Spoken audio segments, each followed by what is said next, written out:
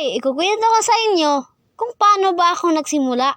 Tara na. Noon kasi, nanonood lang ako ng mga Pinoy animation tulad ni Jin Animation, Tony Rex, at Lance Jagger Animation. Napatanong ako, paano ba nila ito ginagawa? Isang araw, nandun ako sa school. Umupo at walang mag-awa. Hanggang nakita ko yung classmate ko. Meron siyang pinipindot sa cellphone. Uy, classmate, anong ginagawa mo? Nagdodrawing sa cellphone.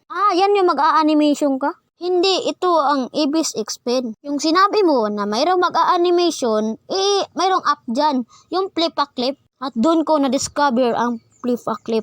Pagka-uwian, pumunta agad ako sa Pisonet at in-install ang Flip-a-Clip. Pagkatapos ko siyang in-install, umuwi na ako. Agad ako nag-drawing ng mga tao, yung mga stick. Parang hirap talaga, lalo na yung kamay ang ginagamit mo. Pero habang tumatagal, inamaster ko na. Kasi nag-research ako kung paano magawa ng animation. Kaya nung marunong na ako magawa ng animation, kaya gumawa na ako ng Google account. Pagkatapos ko siya gawin, pinangalanan ko siya na Keep Animation.